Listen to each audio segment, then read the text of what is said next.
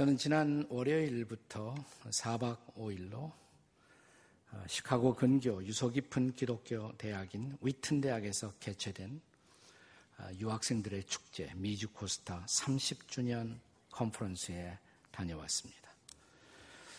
지금으로부터 30년 전 제가 미국 워싱턴 지구촌 교회에서 목회할 때 당시 미국 전역에 흩어진 한국 유학생들에게 그리스도의 복음 안에서 영적인 부흥을 경험하게 만들고 또 그들이 공부하고 있는 학문적 탐구가 조국과 하나님 나라에 유익하도록 유학생들을 돕고자 하는 비전으로 시작된 모임이 30주년을 맞이했습니다.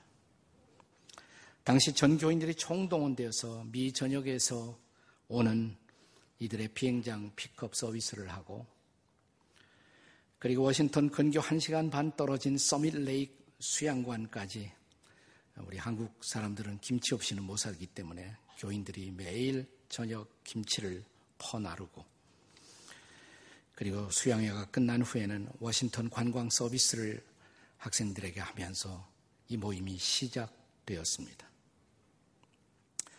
이번 30주년에 지나간 30년 전 코스타 첫 번째 모임에 여러 가지 광경들을 찾아서 전시를 했는데 그중에 보니까 포스터가 이렇게 있어서 아주 감개무량했습니다. 왜냐하면 이 포스터는 제 아내가 디자인했기 때문에 그렇습니다. 네.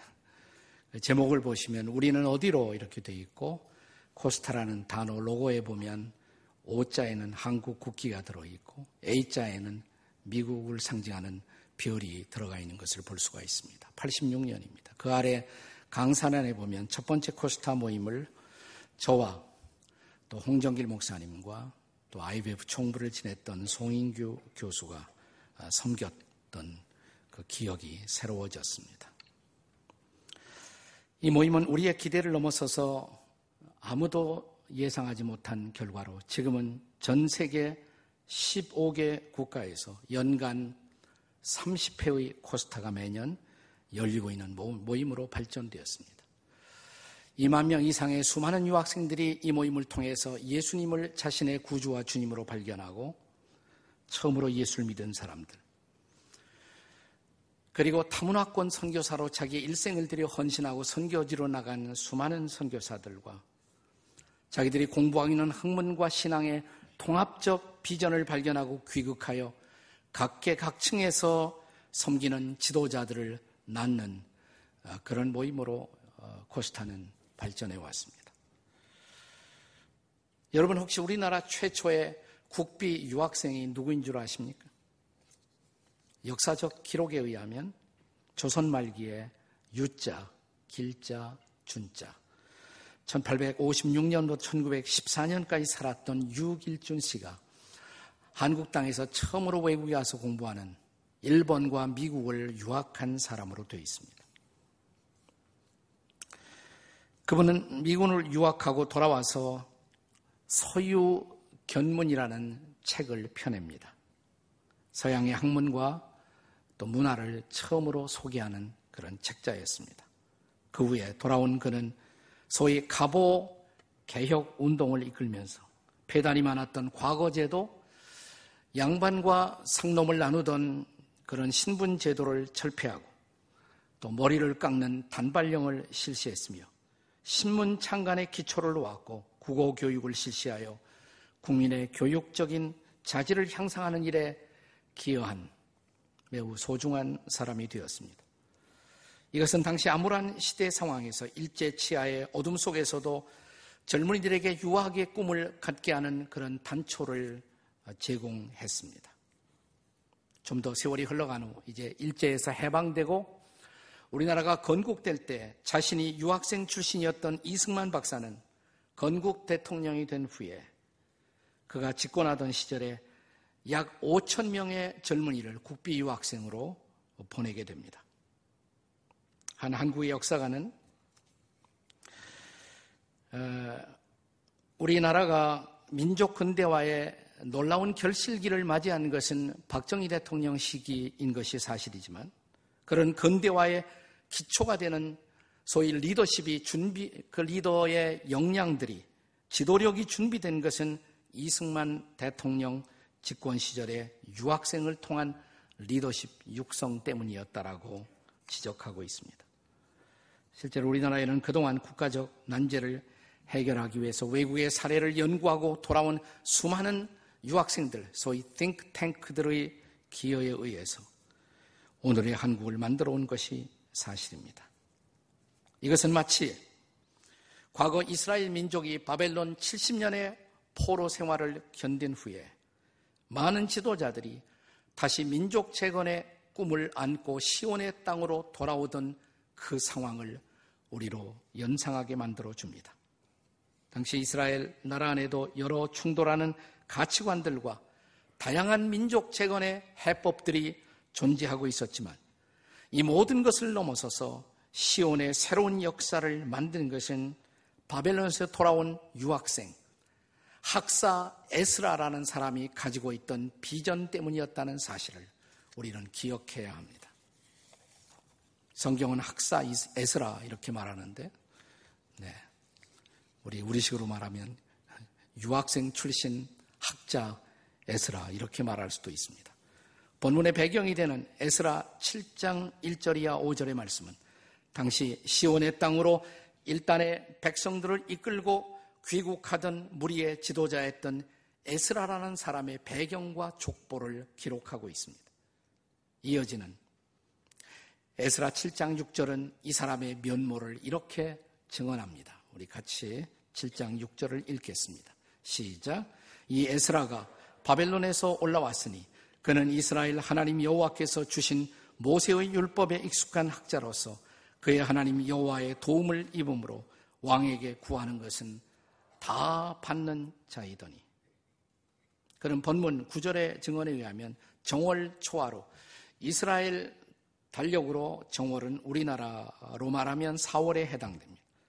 4월에 바벨론을 떠나 다섯째 달 우리 달력으로 8월에 예루살렘으로 돌아왔다라고 기록합니다. 때는 주전 BC 458년 적어도 14주간 이상의 여행길 1440km에 달하는 대장정의 길을 통과해서 때로는 시골길, 때로는 험한 광야를 지나면서 에스라 일행은 드디어 꿈에 그리던 시온의 땅에 귀환하게 된 것입니다.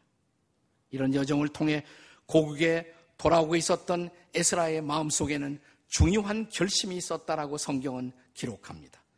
우리는 본문 10절에서 그가 결심했던 내용을 알 수가 있습니다. 바로 그 결심 속에 에스라가 생각한 민족 재건의 비전이 들어 있습니다. 그의 나라의 미래가 들어 있었던 것입니다. 아말로 바벨론에서 돌아오는 많은 지도자들이 있었는데 그중에 어떤 지도자는 새로운 정치의 비전을 가지고 돌아오고 있었고 어떤 지도자는 교육 입국의 비전을 가지고 돌아왔을 것이며 또 어떤 지도자는 경제적 부국을 꿈꾸는 자본의 비전을 가지고 돌아왔을 것입니다. 또 어떤 지도자들에게는 문화적인 새로운 비전을 갖고 나라를 새롭게 하고자 하는 뜻을 가지고 돌아오고 있었을 것입니다. 그런데 에스라에게는 이 모든 것보다 더 중요한 비전이 있었습니다. 저는 에스라의 비전을 한마디로 토라 비전 혹은 말씀 비전 이렇게 부르고 싶어요. 자, 에스라가 결심하고 가지고 돌아왔던 청사진, 이 비전의 내용을 본문 10절에서 볼 수가 있습니다. 우리 10절을 다 함께 같이 읽겠습니다. 다 같이 시작. 에스라가 여호와의 율법을 연구하여 준행하며 율례와 규례를 이스라엘에게 가르치기로 결심하였었더라. 여기 말씀에 에스라가 가지고 있었던 소위 토라 비전, 말씀 비전을 형성하는 세 가지의 키워드가 등장합니다. 세 가지 키워드. 첫째는 연구하며, 둘째는 준행하며, 세 번째는 가르치기로 라는 세 단어를 주목해 보십시오. 저는 지금 오늘날의 우리에게도 에스라가 가졌던 동일한 비전이 요구되고 있다고 생각합니다. 자, 그렇다면 한때 한 역사의 새로운 놀라운 변화를 가져왔던 에스라의 비전, 이 비전의 정체는 무엇일까요? 첫째로 그것은 말씀을 연구하는 비전이었습니다. 여호와의 말씀을 연구하는 비전. 우리는 종종 이 성경이 하나님의 말씀이라고 고백합니다. 우리는 이 말씀이 구원의 말씀이라고, 생명의 말씀이라고, 소망의 말씀이라고 고백합니다. 그런데 중요한 것은 우리가 정말 이 말씀을 구원의 말씀으로, 생명의 말씀으로, 소망의 말씀으로 믿는다면 얼마나 진지하게 이 말씀을 연구하는 일에 시간을 보내고 있을까요? 우리가 그냥 선언하는 형식으로 그냥 이 말씀은 하나님의 말씀이라고 말하는 것과 이 말씀을 진지하게 연구하고 이 말씀을 붙들고 살아간다는 것은 전혀 별개의 문제가 될 수도 있습니다.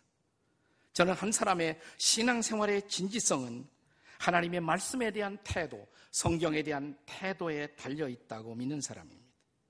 저는 평생 목회하면서 우리 교회에 나오는 사람들을 그냥 교인으로 받지 않았습니다.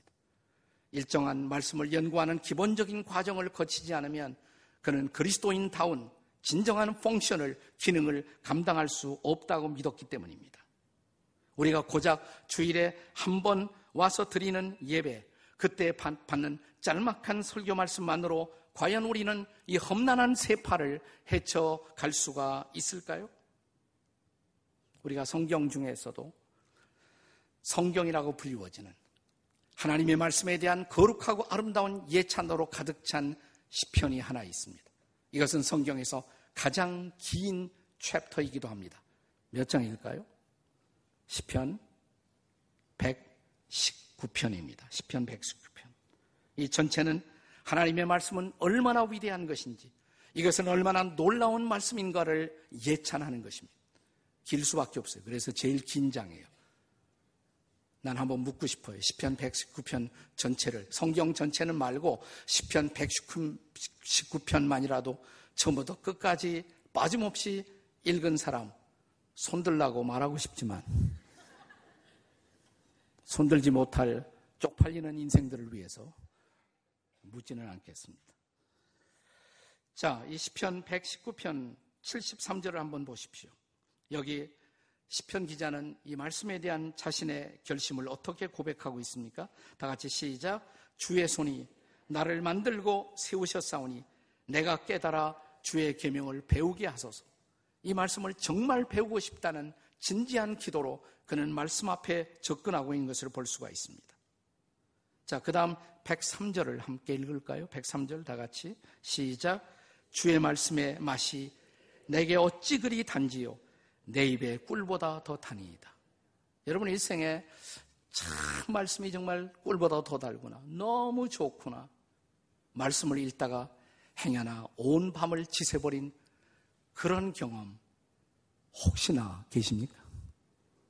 옆에 분들에게 혹시나 계십니까? 한번 물어보시죠. 그렇다면 아직 여러분은 말씀을 경험하지 못한 사람이에요. 대답할 수 없다면 이 말씀이 얼마나 위대하고 놀라운 말씀인지, 이 말씀이 얼마나 단지요. 거기서 끝나지 않습니다. 105절의 고백을 들어보세요. 105절 다 같이 시작. 주의 말씀은 내 발의 등이요 내 길의 빛이니이다. 이 말씀을 연구하고 또 이 말씀의 놀라운 그 영광 속에 들어가 말씀의 맛을 본 사람들, 나는 이제 말씀과 더불어 살게 되는 것입니다.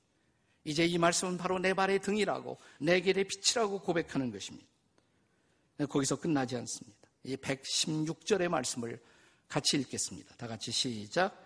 주의 말씀대로 나를 붙들어 살게 하시고 내 소망이 부끄럽지 않게 하소서. 내가 이 말씀을 붙들고 산다면 나는 결코 부끄러운 인생을 살지 않을 것이라는 확신. 어떻습니까? 그런 마음으로 진지하게 내 인생이 부끄럽지 않기 위해서 이 말씀을 붙들고 살고자 하는 그런 고백을 해보신 일이 있습니까? 이것은 구약에만 기록된 고백이 아니에요. 신약에 와서도 변함없이 한결같은 동일한 고백으로 이어집니다. 바울 사도가 자기의 후계자였던 디모데를 향해서 쓰였던 편지, 디모데후서 2장 15절의 말씀을 같이 읽겠습니다. 다 같이 시작. 너는 진리의 말씀을 옳게 분별하며 부끄러울 것이 없는 일꾼으로 인정된 자로 자신을 하나님 앞에 드리기를 힘쓰라. 여기 분별하라라는 단어가 나오죠. 진리의 말씀을 옳게 분별하라. 대부분의 영어 번역은 그냥 이 분별하라는 말을 study라는 단어로 번역합니다. study. 연구하라 이 말이에요. 연구하라.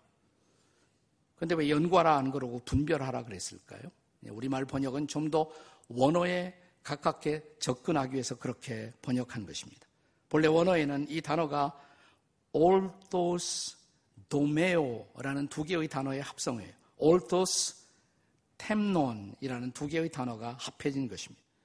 orthos라는 말은 자른다는 뜻이에요. 영어로 cut, straight, 똑바로 자른다, 똑바로 자른다. 이것은 의학적인 일종의 수로라고 할 수가 있는데, 우리가 그 수술을 많이 하는 정형외과 의사를 말할 때 orthopedic surgeon 이런 말을 쓰지 않습니까? 네, 자르는 사람이죠. 자르는 사람. 칼을 들고 메스를 들고 수술을 하는 그런 의사의 모습을 한번 연상해 보십시오. 그가 메스를 들 때 그는 얼마나 진지하게 정신을 차리고 그리고 정확하게 그는 수술해야 할 곳을 향해서 자르는 일을 감당하겠습니까? 그렇게 우리가 성경을 대할 때 마치 깨어있는 마음으로 신중한 마음으로 정신을 차리고 말씀을 들여다보라는 것이에요. 그래서 그냥 study라는 단어로 번역하지 않고 우리말에서는 분별이라는 단어로 대체한 것입니다. 그렇습니다. 우리가 기독교 역사를 읽어보면 한 역사 속에 거대한 영적 부흥이 일어날 때 거기에는 반드시 몇 사람이 모여서 진지하게 성경을 연구하는 모임이 있었어요. 그리고 말씀을 연구하다가 말씀을 붙들고 울면서 그들의 민족을 위해서 기도하던 사람들. 그것이 불씨가 되어서 어느 날 갑자기 한 도시를, 한 마을을, 한 민족을 깨끗하게 하는 거대한 리바이벌이, 부흥이 터져나오는 역사들을 볼 수가 있습니다. 한국교회도 예외가 아닙니다. 오늘날 한국교회 그 기초를 만든 것은 소위 평양 대부흥이었다라고 우리가 보통 그렇게 말해지고 있습니다. 평양 대부흥 어떻게 시작된 줄 아십니까? 평양 대부흥은 부흥회 하고 시작된 것이 아니에요. 우리가 부흥회 그러면 어떤 감정적인 집회를 연상합니다. 그런데 지금으로부터 110년 전 평양 대부흥이 일어났을 때 그때 부흥회를 한 것이 아니라 사경회를 했습니다. 사경회. 도사경회를 했어요. 2주간 동안. 그들을 모여서 진지하게 성경을 공부한 것입니다. 말씀을 공부하다가 거기서 갑자기 회개가 터져나오고 그것이 한 민족을 새롭게 하는, 도시를 새롭게 하는 놀라운 운동으로 번져갔던 것입니다. 나는 이런 사경회가 정말 우리나라에도 다시 필요하다고 생각해요. 그냥 잠시 우리 감정을 덮이고 웃고 끝나는 모임이 아니라 진지하게 말씀을 연구하다가 거기서 깨지고 인생이 새로워지고 거기서 자기의 삶을 변화시키는 놀라운 일들이 일어나는 것, 그것이 진정한 부흥이 아니겠습니까? 이게 사경회예요. 사경회. 영어로 말하면 바이블 컨퍼런스예요. 성경을 진지하게 연구하는 것. 이번 여름철에 우리가 아마 한 주간 지나가면 오늘 광고에 나온 것처럼 여러 가지 책별로 성경을 공부하는데 나는 좋은 시도라고 생각해요. 이 무더운 여름철에 내가 책 한 권이라도 성경에서 진지하게 연구할 수 있다면, 그 책 속에 빠져들어갈 수가 있다면 이 여름은 내 인생을 바꾸는 위대한 여름이 될 것입니다. 말씀을 연구해야 된다는 것입니다. 에스라 비전, 토라 비전은 이 말씀에 대한 스터디로, 연구로 시작되었다는 것입니다. 그러나 한 걸음 더 나가서 에스라의 토라 비전, 둘째는 이 말씀을 준행하고자 하는 비전입니다. 여러분, 말씀을 연구하는 목적이 뭘까요? 단순히 어떤 성경의 지식을 얻기 위한, 인포메이션을 얻기 위한 목적일까요? 아니죠. 저는 성경을 가장 잘못 공부하는 방법이 연구하기 위해서 연구하는 것, 인포메이션을 위해서 공부하는 것, 이것은 가장 잘못된 방법이에요. 말씀을 공부하는 진정한 목적은 인포메이션이 아니라 트랜스포메이션입니다. 내 삶의 변화를 위해서 말씀을 읽어야 한다는 것입니다. 그러기 위해서는 다시 말하면 이 말씀대로 살기 위해서 말씀을 공부해야 한다는 것입니다. 달리 말하면 지키기 위해서 우리는 이 말씀을 연구할 수 있어야 한다는 것입니다. 여러분에게 조금 전에 소개했던 말씀에 대한 위대한 예찬의 시편 119편을 보면 이 말씀에 대한 성도들의, 하나님의 백성들의 합당한 반응으로 이 시편 119편의 긴 시편이 지속적으로 강조하는 단어가 뭘까요? 지킨다라는 고백입니다. 자, 4절 보세요. 시편 119편 4절. 다 같이 읽겠습니다. 시작. 주께서 명령하사 주의 법도를 잘 지키게 하셨나이다. 17절을 보실까요? 17절 시작. 주의 종을 후대하여 살게 하소서. 그리하시면 주의 말씀을 지키리이다. 33절을 읽겠습니다. 시작. 여호와여 주의 율례들의 도를 내게 가르치소서. 내가 끝까지 지키리이다. 34절을 보겠습니다. 다 같이 시작. 나로 하여금 깨닫게 하여 주소서. 내가 주의 법을 준행하며 진심으로 전심으로 지키리이다. 44절 다 같이 시작. 내가 주의 율법을 항상 지키리이다. 영원히 지키리이다. 계속적으로 반복되는 중요한 단어 뭐죠? 지키겠습니다. 전심으로 지키겠습니다. 항상 지키겠습니다. 끝까지 지키겠습니다. 영원히 지키겠습니다. 이것이 말씀을 읽는 사람들의 정당한 모티브, 태도였다라는 사실입니다. 사도 요한도 종말의 계시를 요한계시록에서 주면서 계시록을 대하는 태도가 뭐냐? 계시록을 통해서 미래에 무슨 일이 일어날까 알기 위해서 이 성경을 읽어서는 안 된다라고 말합니다. 많은 사람들이 요한계시록을 잘못 읽고 있단 말이죠. 그 성경을 읽는 기본적인 태도, 말씀을 받는 기본적인 태도가 계시록 1장 3절에도 어떻게 강조됩니까?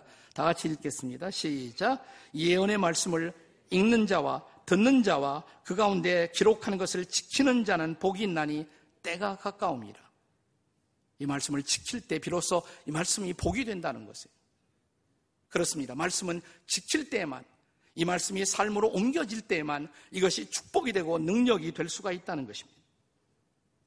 저는 부족하지만 평생 말씀 사역을 하면서 특별히 설교 준비를 할 때 늘 생각하는 것이 하나 있습니다. 이 말씀을 내가 성도들에게 설교해야 할 이 말씀을 내가 지키고 있는가? 내가 지킬 수 있는 말씀인가? 나도 지킬 수 없는 말씀을 내가 설교하는 것은 아닐까? 저는 설교할 때 중요한 원칙이 있습니다. 이 말씀 앞에 내가 먼저 은혜 받지 않으면 내가 설교할 수 없다는 것입니다. 이 말씀을 묵상하며 이 말씀을 붙들고 이 말씀이 내 삶 속에 적용될 수 있을 때 비로소 이 말씀이 성도들과 나누어질 가치가 있다는 것이 말씀을 묵상하는 중요한 저의 원칙이었습니다. 제가 나이가 64세가 되었을 때 우리 교회 평신도 몇 분이 저를 지도자 몇 분이 찾아오셨습니다. 목사님, 정말 내년에 65세 은퇴하십니까? 제가 주일 예배 시간에 저는 65세 은퇴하겠다고 공적으로 공언을 했으니까 약속을 지켜야지요 그랬어요. 그랬더니 한 분이 말하기를, 목사님, 그때 목사님 얘기하신 거 기억하는 사람 아무도 없어요. 제가 그랬습니다. 아니, 여러분이 기억하니까 지금 찾아온 거 아니냐고. 그러니까 또 한 분이 말하기를, 목사님, 우리 교회는 목사님이 설교 안 하면 큰일 나는 교회예요. 목사님 70세까지 설교해야 돼요. 그때 제가 이런 대답을 했습니다. 물론 70세까지 설교할 수도 있겠죠. 그러나 제가 한 말에 대한 약속을 지키지 못한다면 제가 5년 더 설교하는 것이 무슨 의미가 있겠습니까?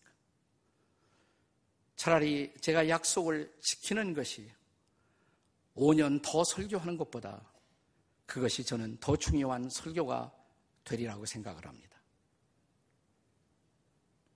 아무 소리 안 하고 가시더라고요.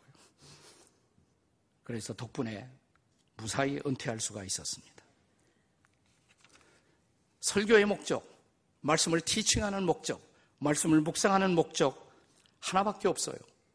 준행하기 위해서, 그대로 살기 위해서.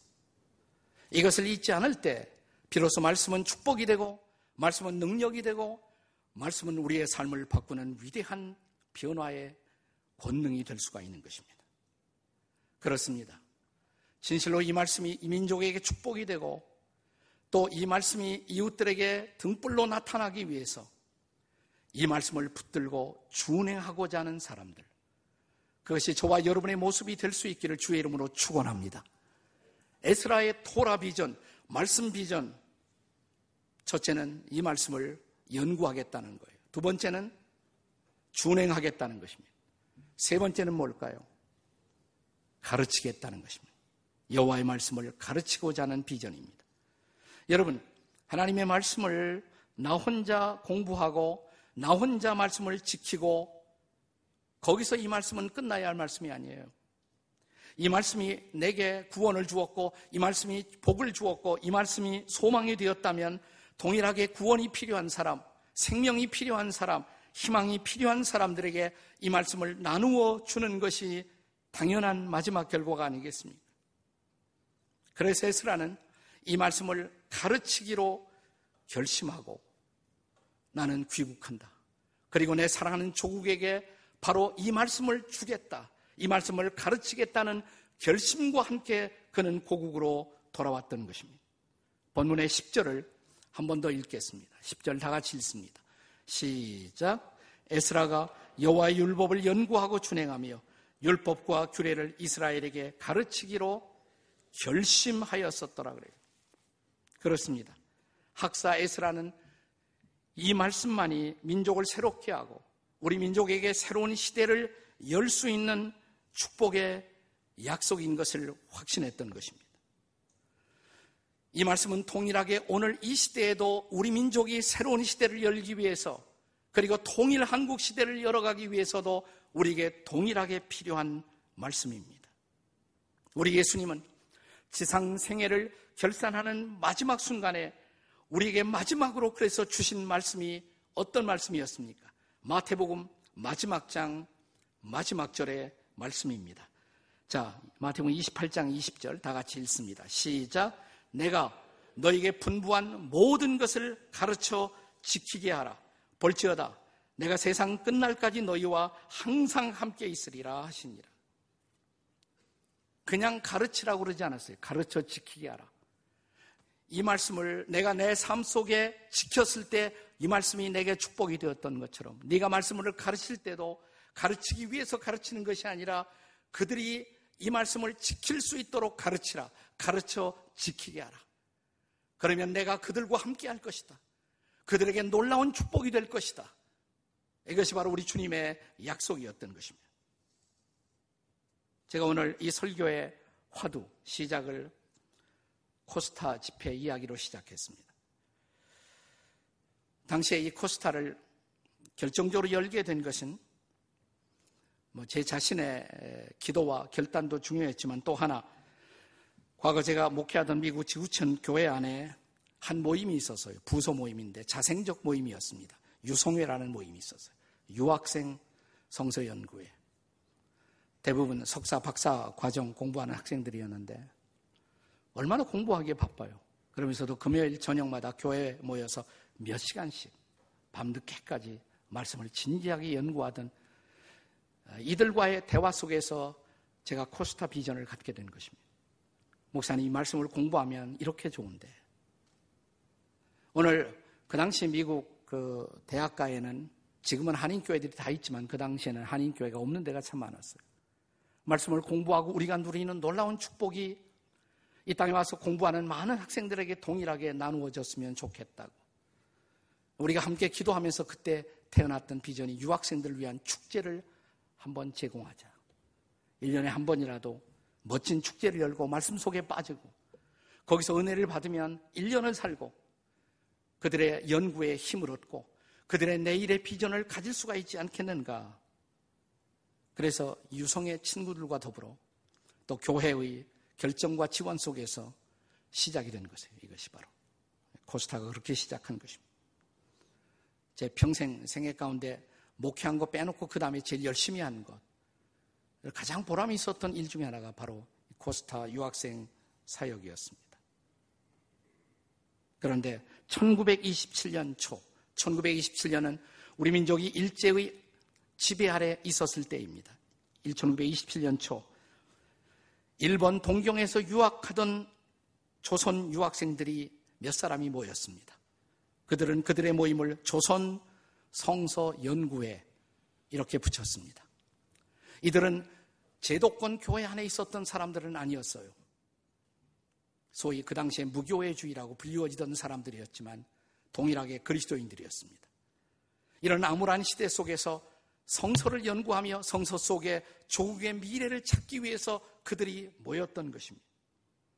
그 자리에 참석했던 사람들 가운데는 김교신 선생, 또 함석헌 선생, 송두영 씨, 이런 분들이 바로 조선 성서연구회의 멤버들이었습니다. 이들은 나중에 귀국해서도 이 모임을 이어갔습니다. 성경을 연구하는 모임을. 그러면서 한 달에 한 번씩 그들은 잡지를 출간했습니다. 이 잡지의 이름을 그들은 성서조선 이렇게 불렀습니다. 이 잡지에 실린 글 가운데 그 당시 사람들의 마음을 뜨겁게 울렸던 글 중에 하나가 나중에 큰 책으로 묶여지는데, 그것이 함석헌 선생의 성서적 입장에서 본 조선의 역사, 이것은 나중에 뜻으로 본 한국 역사라는 책으로 출간이 됩니다. 이 잡지가 1942년, 45년 해방을 3년 앞둔 지점까지 계속 성경 연구 모임과 이 잡지의 출판이 이어졌어요. 근데 1942년에 폐간이 됩니다. 김교신 선생이 이 잡지의 겉장에 썼던 권두원이 화를 가져왔던 것입니다. 이런 글을 쓰셨어요, 그분이. 지나간 추웠던 겨울에 연못가에 있었던 개구리들이 얼어 죽은 일이 있었는데 그 중에 보니까 다행히 죽지 않은 두어 마리가 있었다고. 아, 전멸은 면했다. 아직도 우리에게 희망이 있다고. 근데 일제 경찰들은 이것이 한국의 미래에 대한 상징이라고 생각했고, 그래서 이 잡지를 폐간했던 것입니다. 잡지는 폐간되었지만 그들은 이 모임을 없앴지만, 그러나 성서의 말씀은 살아 움직였고 마침내 이 말씀 속을 붙들고 기도하던 우리 민족에게 하나님은 해방이라는 축복을 가져다 주신 것입니다. 성서가 조선의 희망이라는 비전 때문에 마침내 저는 민족 해방과 그리고 건국 한국의 새로운 역사가 시작되었다고 저는 믿어요. 이 성서 조선의 비전, 이것은 다시 한번 우리에게 필요한 비전이 아닙니까? 오늘처럼 암울한 시대에 만약 우리가 진지하게 통일 한국의 미래를 찾기 위해서 우리들이 모여 말씀을 공부하기 시작한다면, 그리고 말씀 속에 하나님의 음성을 듣고자 한다면, 무더운 여름철이지만 이 여름철에 내가 성경 책 한 권이라도 제대로 띄워보자. 이번에 우리 성경 연구 프로그램, 교회 사는 이 프로그램의 시작을 계기로 해서 내가 여름철에 한 권이라도 이 말씀 속에 깊이 들어가 보자. 그리고 기도할 수 있다면 나는 우리들의 영혼이 다시 살아나는 놀라운 부흥을 경험하게 될 것이라고 믿습니다. 우리가 살면 가정이 살 것입니다. 가정들이 살아나면 우리 민족도 살 것입니다. 우리는 새로운 미래를 볼 것입니다. 이 한국을 다시 한번 하나님의 말씀 위에 세우는 작업, 그리고 말씀의 위대한 축복이 우리의 마음을 사로잡을 때, 사랑하는 여러분, 우리는 새로운 민족의 내일을 보게 될 것입니다.